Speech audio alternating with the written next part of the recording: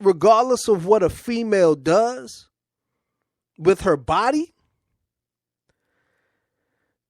doesn't necessarily entitle the man to then degrade her, because then you're furthering the institution of demoralizing generations of women, right? So just because she's a hoe, or because maybe something in life put her in a position that forced her to be that way, I don't know. What came first, the chicken or the egg? Was she born a hoe? Did at some point when she was 12 years old, did a 17-year-old nigga con her? You know what I'm saying? Snatch her up, had sex with her, treated her like dirt, then made her feel some type of contempt or disdain for a man, then couldn't treat a man with respect. Then she looked at all men like they wasn't shit because she lived in a dynamic where all the men who've taken advantage of her weren't shit. So then she can't see beyond that cloud of the bad men. So then she adapts or creates this wall for self-protection that allows her to become a vicious, violent, manipulative, trifling, whatever type of female. So she preys on a certain type of man and she becomes an opportunist, but that opportunist is actually a part of her survival mode. So then me as a general person who comes across her in whatever dynamic, it could be in a coffee shop, it could be at a club, it could be online, it could be at a place of employment. Dude, I then be like, yo, I know this broad is out for whatever.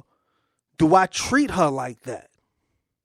Me personally, Alexander Kemp would have a very hard time, because I wouldn't treat her like a housewife. I wouldn't say, let me fall head over heels and look at this woman who I know is broken.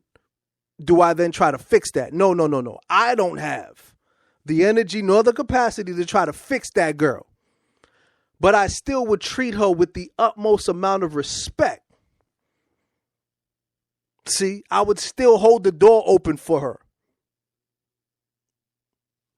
If we were eating lunch, I would still pick up the tab.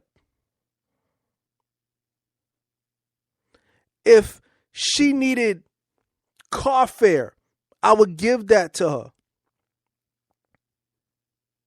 If her children were hungry, I would still help her.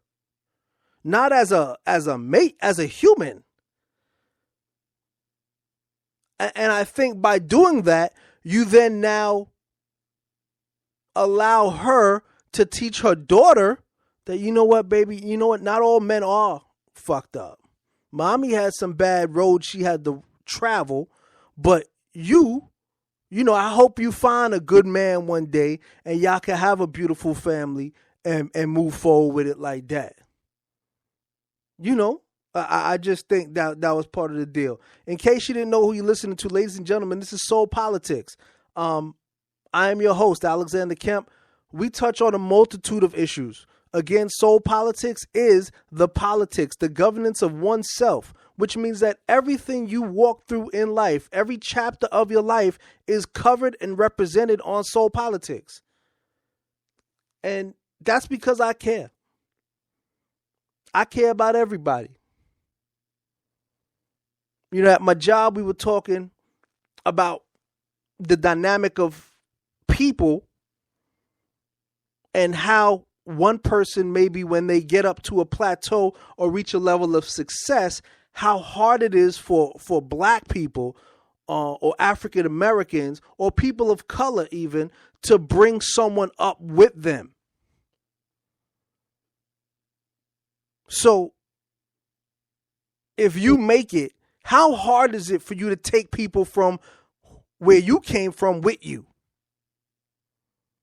Do you have to leave people behind? I don't know. Y'all can answer these questions also. I mean, I pose these questions. A lot of these questions that I ask, and I tend to answer myself, obviously, but it's just my opinion. Now, I want alternate opinions. I want people to send me messages. I want people to email me. You know, anytime you feel as if something I'm saying doesn't jive with you, please, by all means, reach out to me and we'll discuss it. And if you want to have a conversation on air, we can absolutely do that. Just let me know when, send me an email, and I'll invite you on the show and we'll talk about it. Because my opinion isn't the end all be all. It's just my opinion based on my life experience. I'm able to answer these questions with a certain level of honesty based on what I know. But you might know something different, and we might have two of the same likes but different appeals.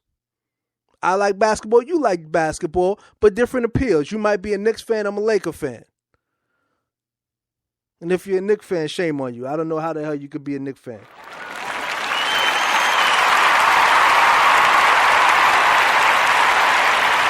Ladies and gentlemen, this is Soul Politics. I didn't mean to get too salty on you Knicks fans, but yup. That's what I think of y'all. But hey, so if for some reason you make it to a certain level of success, how do you then feel comfortable sitting on the top of this mountaintop alone while the rest of your people are starving? So then you hear statements like people who go out and say, well, listen, I made it, you should be able to make it. But that's not true. Because how you made it might not be opportunistic for everyone else to make it. I love when I hear people say that they're self-made. There's no such thing as self-made. Because when you were born, you didn't live alone. You weren't left in some garbage can, got out of that garbage can, walked into a Fortune 500 company, said, give me a job, I'm a genius, I'm self-made. You're not self-made. Did your mom buy you clothes? Did someone provide you shelter while you were getting an education? Right? So certain decisions were a little bit easier for you or gave you more opportunity to invest into your own dream, where some people just had to figure out what they were going to eat. Right? They wanted to go to college, but they couldn't even figure out how to get out of high school. If your parents can't read, who's going to do your homework with you? Okay, so you say, well, there's tutors and there's opportunities. Great. But are we talking about everyone? So for every 100 people whose parents can't read, how many of them are going to become successful? You want to say 20? Okay, great. Then what happens to the other 80? They go to jail. They get murdered. They take jobs that pay them not enough money to even afford to eat. They get disrespected. They struggle. They are then forced to make decisions that you otherwise would not have to have made. So if a girl gets pregnant at 17 years old or a boy gets a girl pregnant at 17 years old, yes, it was a dumb, foolish mistake. We understand that. It was a bad choice. We understand that. But if they choose to keep that baby, life has just became extremely, extremely difficult for those two people. Now, every single decision that they are faced with is not one they can make with a clear conscience. It is based upon what they're willing to sacrifice at this point. Are we going to sacrifice the child or ourselves? Who's going to go to work? Who's going to go to school? How are we going to split this money up? Yes, life happens very fast for those people. So should I then, as a person who's not struggling at this point in my life, look at those people and say, well, shit, you better figure it out because, you better be like me. Better do like this guy did. If Oprah could have did it, why can't you? Well, listen, I don't know the answer to that. But what I do know is that I care about those people. And you should too. I'm not saying you go in your pocket and take out $100 and say, here, hold that. That ain't going to change their life. Money does not change social ills. Money does not fix that. You know, that was one of the things that turned me off to Bernie, because initially during when Bernie first came out and this whole race started, I liked Bernie. I liked a lot of the things he stood for. But there was one question he was asked that took me a little back. When they asked him, did he believe that African Americans should have reparations? And he said no. And he said the reason why he doesn't believe they should have reparations is because it would cause the country to become further divided. We're going to get back to that. What we're going to do is, there's a song me and my peoples made. My man Shaki J Powerful Winds and my little cousin Tremaine. We did it just as a tribute to Brooklyn. It was on some, just hanging out in the studio one day, and we said, you know what, let's just record something. We like this beat.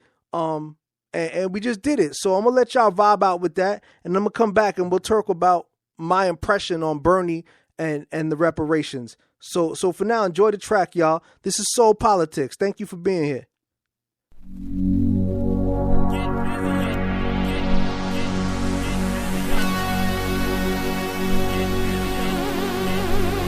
How you gonna get busy when you ain't from where we from? BKMF is, we trademark son. If the world comes round, then it stops right here. Cause this is Brooklyn, motherfucker, let me make shit clear. Every year we get flyer, it's our desire to be greater. Some $1,000 shoes for our $10 haters. $1 million dreams turn to $8 favors. Dropping on my knees, screaming, God, can you save us? I see they hate us cause they love us, but still we trying to figure out how we can still be brothers. Goddamn, I love them bitches in the rucker, stomping on your couch, screaming Brooklyn, motherfucker. They hate us, then they love us, then they hate us again. First they hate us, then they love us, then they hate us again. First they hate us, then they love us, then they hate us again. First they hate us, then they love us, then they hate us again. Brooklyn motherfucker, Brooklyn motherfucker, Brooklyn motherfucker, Brooklyn motherfucker, Brooklyn motherfucker, Brooklyn motherfucker, Brooklyn motherfucker, Brooklyn motherfucker, Brooklyn motherfucker, Brooklyn motherfucker, Brooklyn motherfucker, Brooklyn motherfucker, Brooklyn motherfucker, Brooklyn motherfucker, Brooklyn motherfucker. Check it out, party people, this Brooklyn motherfucker. Snatch you out the burbs and then took it to the gutter. This is for my niggas with they whole face cut up. Yeah, and still you see the baddest bitches still love us. BKLYN, I'm about to peel off, mommy better hop in. When I'm out of town, niggas know I'm not them.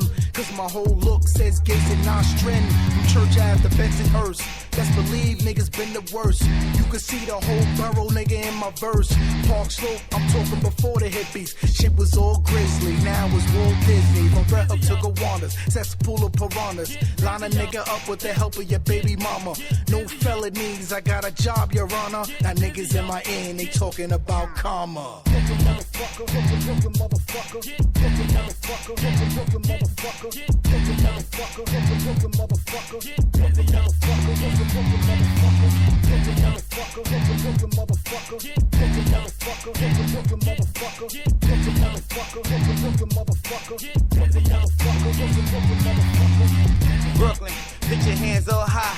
Got my young boys out here, yeah, they stayin' fly. And y'all niggas talking money, but y'all not that guy. If you wanna talk about the hammer, let that fly. You know I roll up with the hammer and the shooter. Hopping out the Uber, snatching all your Jews up. They're one of y'all niggas to move money, I shoot ya. Yeah, move money, I shoot ya. First they hate us, then they love us, then they hate us again. First they hate us, then they love us, then they hate us again. First they hate us, then they love us, then they hate us again. First they hate us, then they love us, then they hate us again. Brooklyn motherfucker, Brooklyn motherfucker, Brooklyn motherfucker, Brooklyn motherfucker.